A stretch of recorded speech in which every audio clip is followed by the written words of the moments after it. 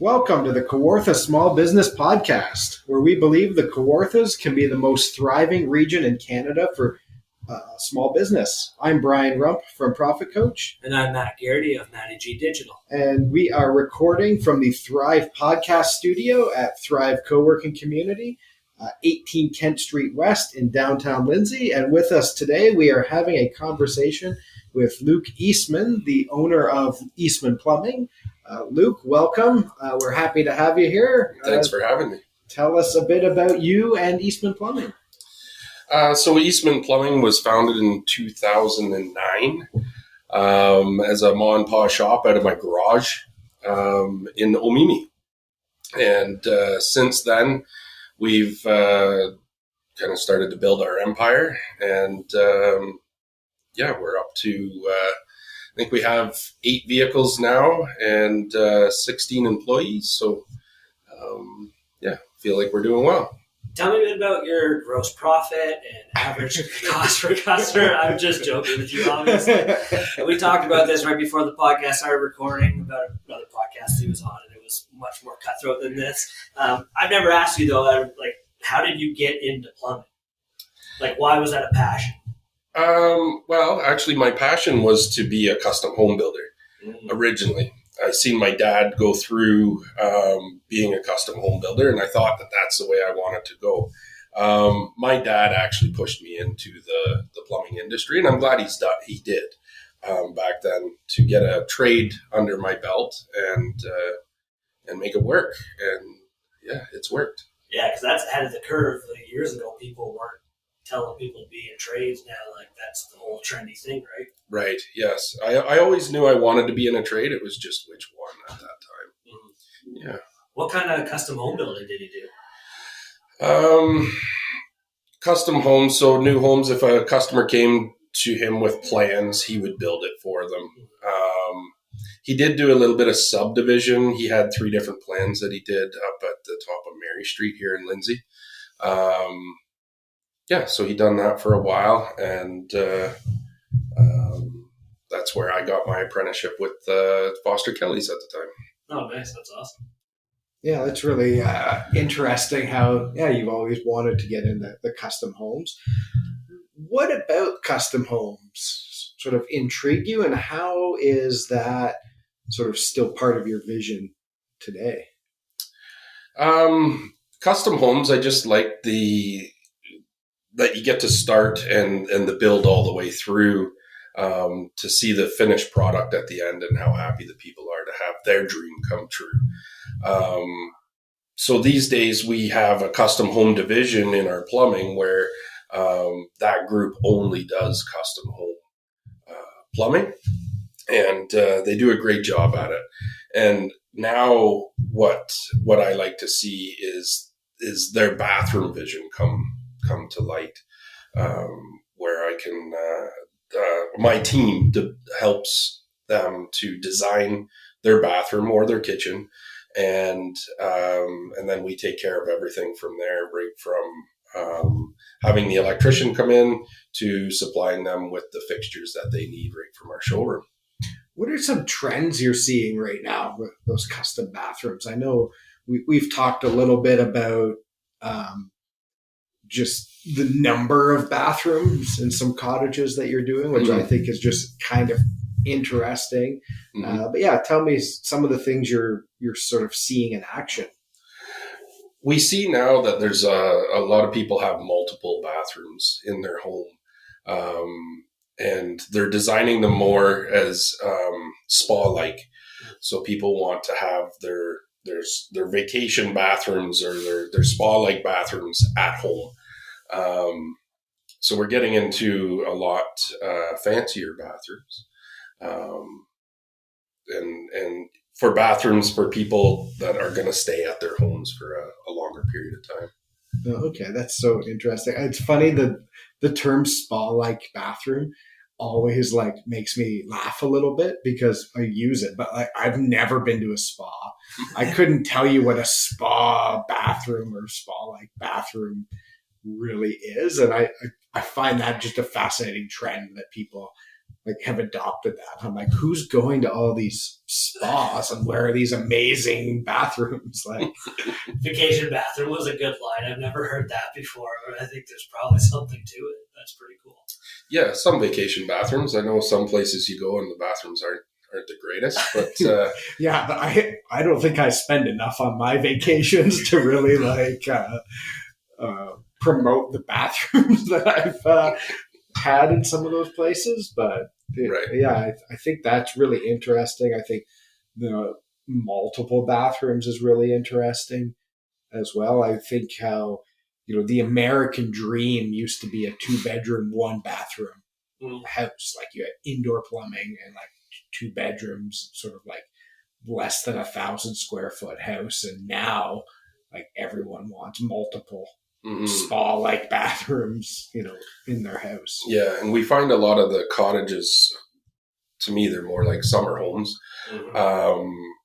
When they get built, it's like a bathroom per bedroom in a lot of those places. So every bedroom has an ensuite. It's about convenience, I guess, because when the first house that we ever bought had 4 bathrooms, it was a townhouse and it had 4 bathrooms. We had an ensuite, second floor bathroom, main floor bathroom, and then a bathroom in the basement. And my wife will still complain, like, it was just way too many bathrooms to keep up with, though. Cleaning them all. Oh, it's a nightmare, yeah. And then this house had 1 bathroom, and then we put a second bathroom in. And we have a shower that's been used, I think, twice as generous in that the second basement or bathroom basement. Which is, it's amazing how annoying it was, though, going from 4 bathrooms to 1. At first it was like okay, but now my wife's back to work and the kids are a little bit older and like they're still young enough that they don't really care about privacy, but every once in a while they do want it. So it's kind of fascinating going from the 4 to 1 or 2 and then kind of understanding what people want from it. Yeah, right. The vacation bathroom idea is also quite funny if you actually think about like what you're doing in a bathroom. Why do you need it to be that comfortable? I guess if you have a nice bath, if you have a nice shower, but then beyond that, like you're peeing and pooping and washing your face, right? Yes. It's fascinating. This is like, humans over time love to surround themselves with fancy things. It's true. And I think that is both, if you look through time, people will talk about periods of like excess or people talk about it, but it like hasn't gone away. And what's really neat about that is there will be sort of booms and busts and like the economy will go up and down. But for, plumbing, there's always going to be a business there. There's going to be people who want to surround themselves with nice things. Like trends might change a little bit. Yes. They might not be able to have as fancy of tile and fixtures as they want. But I think we're seeing more and more, custom tile fixtures. Everyone's, making things their own versus putting in the same bathroom that you see in, every house on the street. For sure. And that's what we're finding is we're taking out a lot of acrylic tub units or bathtubs or tub tile, and we're putting in showers, full tile base with the tile walls, slide bar, rain head, that kind of thing in the showers now. So yeah, people are making the change. That's really neat. I think also talking about quality, sort of what I'd be curious over your business, the changes you've seen in quality, because I think there was a time where everything was DIY with like maybe not that great material. And now I think with like HGTV, they talk about, here's the shower room and they're like waterproofing everything with like just better quality stuff. Right. Do you think that's true or is that just my impression? And, do you think that makes maybe a difference long term? We have found that a lot more people are going with the professionals when it comes to having their bathrooms and their kitchens. They are focal points in the house. And to have them working properly is huge. You have a bathtub that doesn't work properly and it ends up leaking into your basement. It can cause thousands in damages. So having qualified professionals is definitely, we see a lot more people going that way and then trying to do it themselves. I just remembered the first time I tried to fix my own plumbing. And I forget exactly what was wrong with it, but it was just like a little rubber type of seal that needed to be replaced. 8 hours all day because I kept breaking stuff too. And like I would go to Home Depot, and Home Depot was 10 minutes away, and you grab something and they come back and I don't have all the equipment, and I ended up breaking like the chain and all kinds of things. It was a total mess. And like since that day, I've not touched any sort of plumbing on my own. We do see that quite frequent at the shop as well. As you know, we supply plumbing materials. We do have some people come in and quite frustrated that they can't get something fixed. They may come in with a bag full of stuff and want us to help them out. And most of them leave happy after we've fixed what they needed, and they can just replace it back on. Yeah. Nice. And this is weird because we know a lot more about Eastman Plumbing than maybe a lot of the listeners, but we know you want to do a lot more renovations. We know you want to be maybe not known, but more known for having plumbing supplies and all that kind of stuff. Yes. There's not really like a big plumbing supply store in town. It is there. We don't have to mention names, but besides like some of the big box stores, there's no one that's just really dedicated to that, is there? Not a dedicated plumbing where you can come in and actually have a plumber on standby to answer your questions and help you out. That's a cool, awesome idea too, because otherwise you're going to a big box store and it's a kid that's going to answer your question, doesn't know what they're doing. Hopefully gives you the right advice. Yeah, or it's an older man or woman that's going to give you some like DIY experience. So it's pretty cool to actually be able to go into a showroom, ask a plumber or someone that's in that industry and get some better answers. Yeah, it is. And you can come in and have your washers replaced if you have the faucet with you, different things like that. So where I was going to go, though, so I just rambled off into the abyss, but of the renovations and the plumbing supply, where do you ultimately want to be better known for? Like, and your plumbing and everyone knows you as that. Do you want to be like the custom home builder? Do you want to be the plumbing supply store for everybody? Where do you think that goes? The ultimate plumbing supply store, I think, is where we're going with this. Where you can come in and have your bathroom or your kitchen designed, and then we do everything from there, from building your kitchen cabinets to supplying the sink that's going to go in the countertop on your kitchen cabinets. I guess it would be more like a design store. Sure. In the end, eventually when we get there. Right now we have the showroom with the sinks, the faucets, the tubs, the supply store out back where you can get anything you need to replace, whether it's filters, UV bulbs, right down to your washers and O-rings, pipe and fittings even. Sure. But eventually we would like to get to where we can have maybe some samples of tile, samples of countertop. We do have vanities now. And it's just to be a one-stop shop for your renovation that you're going to do. That's probably a massive trend where plumbing was even 5-10 years ago to now, where you'd have a plumber that came in to plunge your toilet 10 years ago, right? That's all they could do. Yes. Now you kind of expect or hope or you want your plumber to be able to, okay, now you can take out my vanity, put in a new countertop, and like that's carpentry. That's contract type of work, which is pretty cool. Right. You need to be very well rounded in the trade now. Yeah. For sure. No more just pumping or plunging toilets. Right? No, plunging toilets and putting pipes together. Yeah. Yeah, we're far past that now. I'm curious about sort of what the biggest change is. If you think about how you felt when you started sort of mom and pop shop, you in a van, to now, sort of kind of what would you say is the biggest difference in sort of how you feel day to day? The biggest difference in how I feel day to day now, I feel more secure now that the business is better established in the community.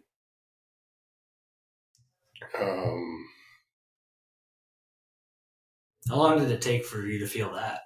Like how many years? Many years. Yeah. They say 5 years for a business to sink or swim. I'm thinking I was closer to 10.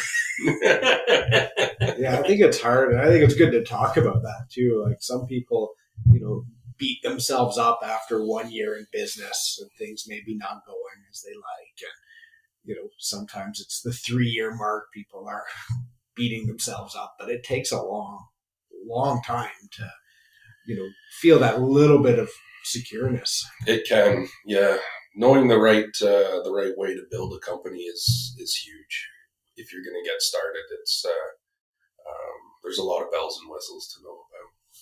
How did you get to that point? Like, how did you go from the guy that wanted to be custom home builder to, okay, I'm going to do plumbing, to a secure businessman? A lot of coaching.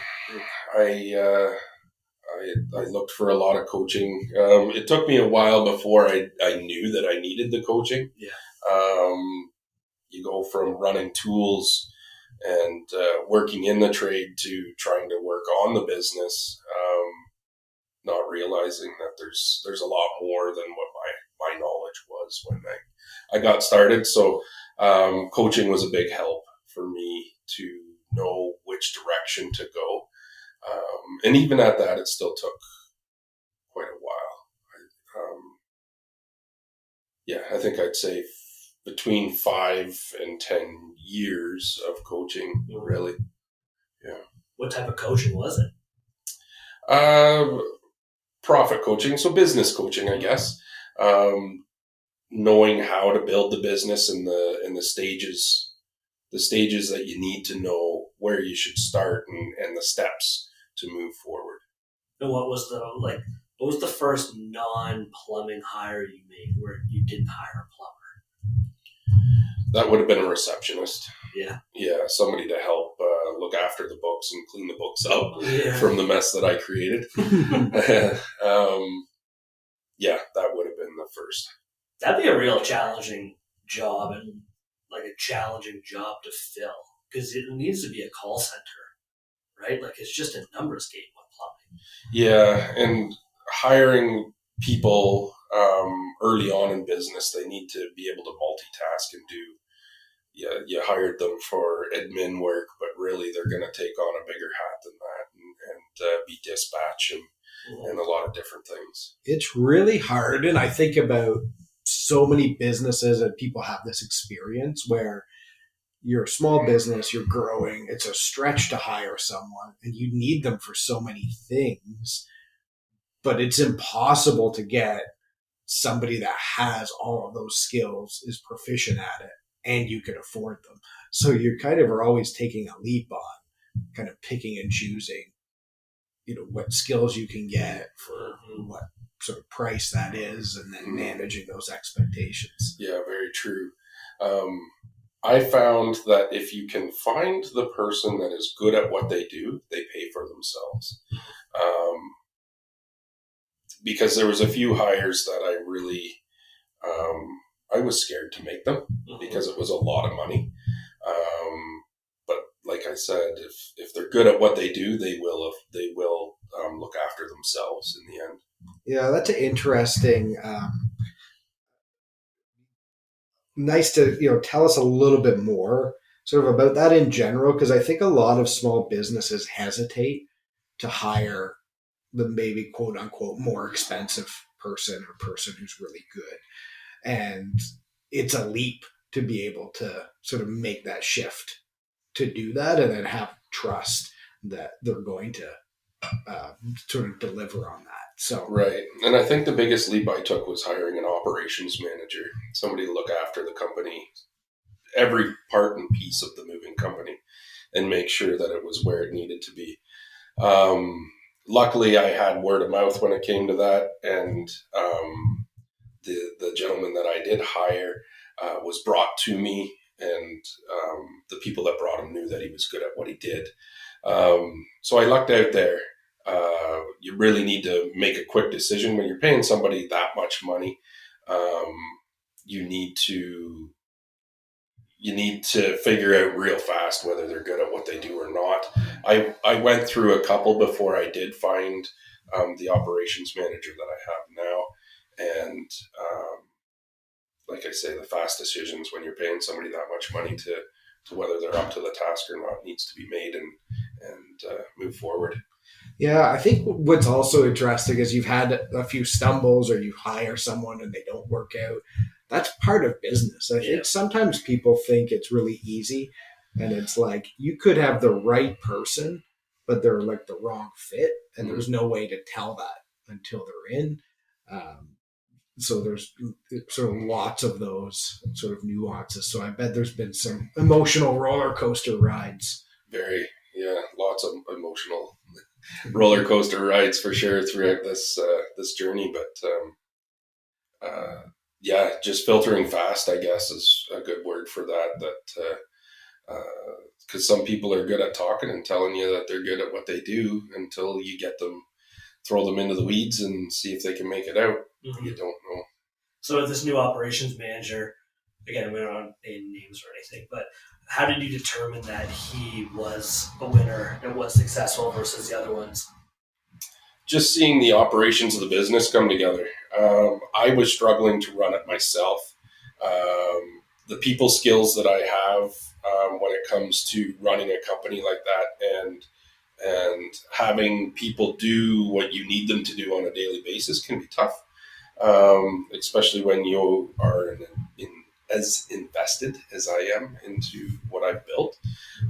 So having someone that's has your same views, but maybe not as invested as what I was in the company, and having those people skills to be able to maneuver people the way that you need to have them to work best for you. Yeah, I really think, one of the things that is really interesting about this is there's some paradigm shifts people have where, guy with a van wants to grow a company. I think sometimes you convince yourself that you need to be the person who's sort of running it and doing all of the day-to-day. And right. I think you hiring that operations manager and being able to know you need someone who's not quite as invested is really helpful to sort of turn that from sort of a self-employed business for self to a business, right? And start really building a business and knowing that you don't have to do all of the things on your own. Yes, it was. And that's what he's brought as well is bringing out the different divisions that we need in the company to run it more smooth. Instead of just having an admin that does all your dispatching, all of your ordering, shipping and receiving, all of that kind of stuff, we now have people that do our shipping and receiving. We've got dispatch. We have admin. We have somebody doing our books in the background. And it just makes it a lot less stressful in the end on a lot of different people. And that way you're not getting the workers that are burnt out or complaining because they have too much to do or not enough hours in the day. And it's funny to think, like you said, when you first started, you'd hire an administrator, they do 100 things. And as you get older and you grow and get more experience, you realize the more you can focus on one thing, be an expert, the better. So maybe that person is just shipping and receiving. And maybe you thought they were going to be a plumber, and that's what they went to school for, but now they're just shipping and receiving for you, and that's what they become experts at. It's interesting to hear that sort of growth. Mm-hmm. Yeah, it has been interesting watching it go. Yeah. For sure. Do you love the business side now? A lot more than I used to. Yeah. It used to take up all my time. So yeah, now that I have more me time, I guess, it's a lot better now, for sure. Can you measure sort of the difference in, again, feeling that weight of everything on your shoulders versus now I think you have some very specific jobs that are yours to do and you're responsible for, but you can also balance that with, time to take care of yourself, time to be away from the business without the looming doom that it might completely fall apart without you. So what's that like? It's a big weight off the shoulders for sure. Knowing I have a little more freedom to do what I need to do to look after myself. Whereas before I was always worried about my guys and making sure they were looked after and that they can feed their families. And it is very important that they do feed their families. Otherwise they're going to go and look elsewhere for a job. But now that I've got the help to make sure that that's all happening on a daily basis, having more freedom is huge for sure. Do you think you've, in the past, maybe underestimated how many moving pieces there are to the business, knowing that there's a million moving pieces? Most definitely. Yeah, I think what I find fascinating about what you do, plumbing, building, is it's literally millions of moving pieces and humans involved. You're scheduling, you've got parts you need. You might be missing a washer that messes up a whole day and holds a whole project up, which the domino effect is huge. Yes. And you need that. And I think your operations manager does this. There's like everyday communication. Like you get up in the morning, you start communicating, and you just communicate till the end of the day. On the day-to-day stuff, like it's impossible to do that and all of the longer term, moving towards a vision. For sure. Yeah, as we grow, we need to have the people that specialize in their part of the business. I notice we drop a lot less balls that way, meaning that we usually have what we need when going to the job, because like you said, one missing part can throw apart a whole job, which could be a whole week worth of work. So having those people accountable for what they're supposed to be doing is great, for sure. The right people are so important. And you talked about dropping balls or balls being passed around, and that's the classic dude sports analogy. I just hired an assistant, and I went through this program where you meet with them, you do tests, blood work, all this kind of stuff. And they go through their curated, developed team of assistants, and they find like two of the best fits for you. And then they tag you back in and you meet with both of them and you figure out like who's the best fit for you, all that kind of stuff. And the one woman, and maybe the reason why I ended up choosing her and working with her, and she was saying like she doesn't want to do like all the stuff. She just wants to be a plate spinner. And as soon as she said that, my mind just was like, poof. And my job is to give her more plates. And like she just keeps spinning them. And now I use this analogy too, where like I get really frustrated when I give people a plate and they just stand there with it. I'd rather someone take the plate and try to spin it and break it, and I'll help them clean it up all day. But if I give you a plate and you're just like, what do I do with this plate? I don't know what to do. And it just stands there. I get so frustrated. And it's helped me, like that analogy's helped me kind of realize who I want on my team and who I don't want on my team. Right. And that's where the operations managers come in real handy for me, because he's somebody that can identify that and the needs of the company and help it move. Yeah. And like we've only been doing it a week. We're like slowly trying to ease her into it. But I can see, I don't know what the term is, the clearing past the forest or whatever the light. Anyways, I can see where it's going to go because I can already start to focus on little, like the big things, or if there's little things I know, I can give this to Sarah or I can give this to somebody else on my team. Where before it was just a backlog of me with a stack of plates and I didn't know who to hand it to. Right. And it's just already been a massive stress reliever. And we've barely gotten started and like showing her what to do, but already like because I know there's like a how to get there now, I'm so relieved already. Yes, yeah, I know your pain for sure. Yes. So do you tell me about how your confidence in that long-term vision has changed over time? Do you think does it feel more real now to achieve sort of those goals you've always held? It does. We've had some frustrating times. Employees can be frustrating when you've got a goal and you're trying to make it there. some people can stand in the way, it feels like. A lot of that has to do with, I guess, how I run the company, and hiring the operations manager and the proper people to do the proper work has brought that vision to light a lot more, for sure.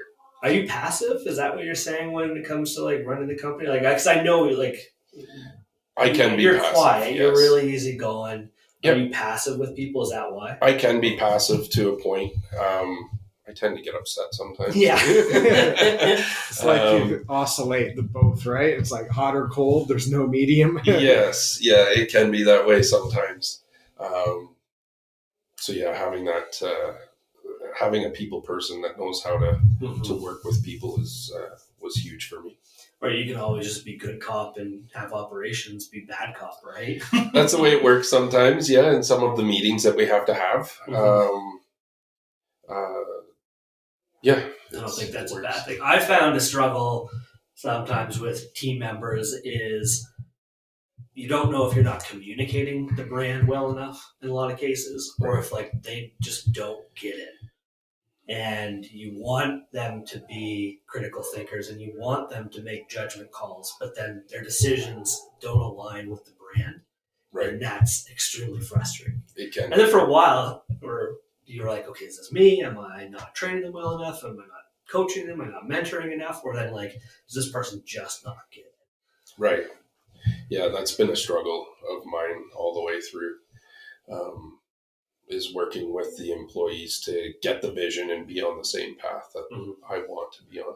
And that's tricky. We've talked about this on the podcast for like 2 years. Like, you probably thought you were going to be a business owner, right? Yes. But a lot of people, plumbers, contractors, marketers, we didn't know that years ago. We're just like, hey, this is what we like to do. We're going to get into plumbing. There's no playbook on how to be the ultimate plumbing supply experience, right? No. There's no playbook on like, okay, I'm going to go be a plumber and this is how I do marketing and here's how I deal with dispatch and here's how I do sales.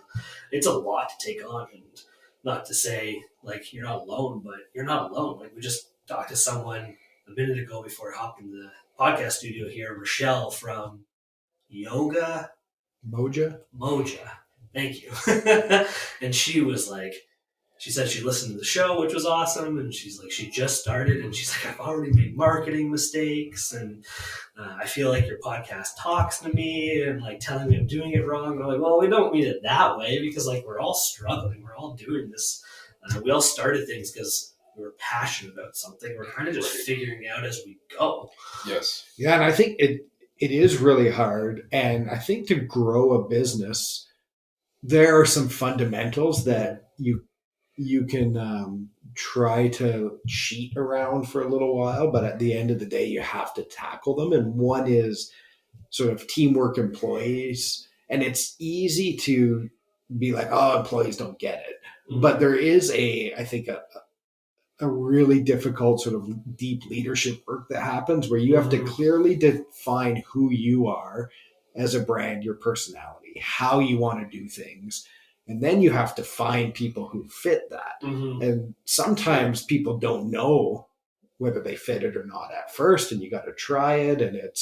But when it clicks, it really works. And I think, Luke, you've always had a vision of how you want to run the company, right? How you want things to go day to day. I think the operations person has helped you install that. Exactly. And now it's the bumps of, when you hire someone, they're not going to guess how you want to do that. And then some people might be great at their job or their technician stuff, but they don't do the other things that fit you. And the key to that long-term success is finding those people who fit. And that's a kind of a never-ending sort of cycle. It is, yeah. We're always hiring for that reason, is finding that right person out there. We do have a very good team now. Mm-hmm. We've worked hard at it, and the team seems to be a good fit. But we're always looking for more talent for sure. Yeah, and as you said, you hire the right person who knows what they're doing. They're going to pay for themselves. So if you could find that person who comes in and fits and really thrives in your environment, then you know that it's going to work because your base processes work. the value you deliver works. So it's finding the people who can deliver it.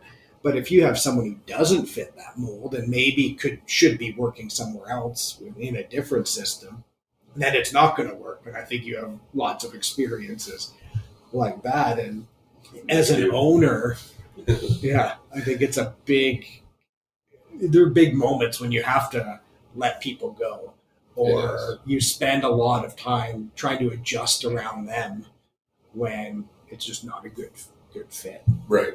Yeah.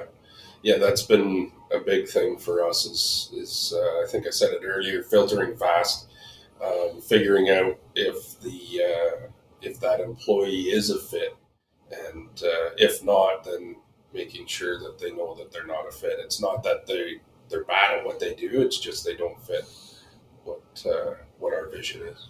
Yeah, so maybe we're to sort of lead us into wrapping up. Tell us about what that vision for a customer experience is. So if I, phone Eastman Plumbing, what should I expect? So if you were to phone Eastman Plumbing, you would get one of two ladies on the phone in the front office that do the dispatching for us. And we would take your full information and get you set up with a tech to come and help deal with it, whether it be an emergency that you have, some upcoming plumbing jobs or carpentry jobs you want done, or if it's just a quote. The girls in the front will get you set up with what you need. And then moving forward from there, we get you booked into an appointment. And before the tech comes, you'll get a notice, an email, or a text message just stating that we're on our way. Sometimes with a picture of the tech on the text message or the email that you would receive. And then once we show up, we would, depending on the service that you need, assess the situation, give you an estimate, and see whether you want to move forward with us or not. Okay. Yeah, I think to elaborate some of the things I know you do. I live in an old house, so you show up to my house and I have one thing leaking. One of the things that makes you guys different is you're going to look around, and instead of just throwing some bubble gum on that one leak, Right. which is great. You fix that for the day. You're going to take a look around, tell me what else needs to be fixed, Yes. spot some of those problems before they happen, and, just communicate with the client about maybe the overarching issues. So, yes, maybe today the bubble gum's going to work and I don't want to do something more, but you're at least going to say to me, here's all these things that we see that Right. are going to be issues at some point, and here's how much it's going to be to fix it. Yes, deliver an estimate for sure. And, when we talk about employees and systems, to me, that's the beauty of what you want. And it's not, let's go out and, force everyone to replace all their plumbing at every job. It's making sure people know. So a guy like me in an old house is at least aware of Yes. what might happen, and I kind of have an idea of what it might cost to fix, so that next week I'm not standing in water in my basement and surprised by all of these things. Right. Or you have time to budget if needed. Yeah. For the upcoming. Clancy's, the auto repair shop in town, does a wicked job of that. Anytime you go and get like an oil change and all that stuff, they give you this big printout like they do a diagnostic. They check like all these different things. So every time they're like, this is your brake pads and this and that, when the time comes that your brakes are due, you knew for probably 3 to 6 months beforehand, like this was heading in that direction. So Yeah. I love And as a customer, that's what I like, because I'm not a plumber. And I think there's some plumbers out there, other tradespeople, who kind of expect the client to guess what they need, Yes. understand how all these things work together, and only call them for like the part that's maybe broken. Whereas, like, I know even things like if I get a new pump and it's too strong, maybe it blows out my old plumbing, Right. and like I'm now mad and don't get it. And I've had similar experiences with other plumbers where they're like, well, what did you expect to happen? And it's like, well, I didn't know. I'm not a plumber. I don't know Yeah. these things. Like, I need you to be that guide who's going to make it so that I don't, like, I would rather never, ever walk into my basement because it's an old farmhouse basement. Like, I want, your team to walk down there and just tell me all the things I need to do. Yes. Yeah. And that's the way that we've trained these guys, is to take the blinders off when you go into somebody's house. You're not just there for the one fix. You're there to make sure that the plumbing system is running at the best that it can. And if you can't at that time, then at least let them know that it's going to be something that should come up eventually. Yeah, and then be there to help, right? Like, you Yes. guys want to be the fix my plumbing, upgrade it, do my custom bathroom, make Right. sure my water runs nice. I think too, over time, when I was a kid, we lived in the country, we had sulfur water, we just dealt with it. Like, nowadays, I think people don't love dealing with water issues, No. and they're not super easy to fix. So they need an expert who's helping them have the right water system. Is it maintained right? Depending on your water, it could eat away at your system. So maybe you need something higher quality, or you need to change stuff out right. Like, there's a million little things happening. So you need, someone like you who wants to do that long term and wants that long term relationship versus Yes. the person who's, showing up with bubble gum and, in their truck that's broken down, and they don't really look like they want to be there that day. Yeah, and that is what we are looking for, is that long-term relationship where we can, help out. Awesome. I love it. Any final thoughts? Where can people find you? People can find us at the Eastman Plumbing shop, which is 416 Highway 35 in Lindsay. We're right across from the Tim Hortons. EastmanPlumbing.net. Yes. I know Eastman from renovation side of things with Thrive, and every terrible thing you've heard about a renovation company, this is the complete opposite experience I had with Thrive. Thank you. Daily communication, which was something you never hear about from a construction company or Right. any sort of renovation company. I knew exactly what was going on at all times, when something was going to happen. And stuff comes up because, like Brian said, there's moving parts, but I knew exactly what was going to happen the next day. It was outstanding. And then I love, from the plumbing side of things, just the fact that you guys are not like Tom and Jerry in your basement or something. You're the reliable choice locally here. 8 trucks, people are going to be able to get a hold of you, fix that problem any hour of the day. So Thank you. Yeah, that's awesome. I kind of we glossed over a little bit we're sitting in a recording studio designed or built by the team at Eastman Plumbing, and from the outside, as a sort of outsider, this project came together and happened at record speed. Like, yes, I've in my years of banking, lending money, watching projects like this was maybe one of the best ones I've been a party to. So, like, I don't think it's a stretch to say that. And from the surprise level of, like, being in here before to after, like, scary. it's really, top notch, very great professionals. It happened by accident. This relationship we have now too it was by accident. Like, I don't know if I've ever told you this, but like, I got money from BDC to fund the project, and I asked 6 contractors to come out here and give a price, and 4 of them showed up, and you were the only one that gave me a quote. Oh, wow. Well, and like, I was like, guys, I've got money. It's right here. Right. I gotta spend it. This is burning a hole in my pocket. I gotta get this up and running. This isn't a pipe dream. Like, here's the plan. Let's go. And you're the only one that sent one back. So, and I was like, well, I guess I'm going with these guys. On that note, the tip of the day is to send your quotes. Yes. Important part of the process, which is great. Well, thank you, Luke, for joining us today. Thanks for having me. Thanks for listening. If you would like to be on the podcast, if you have any questions, we'd love to hear from you. You can send us an email to setitup@kawarthasmallbusinesspodcast.ca.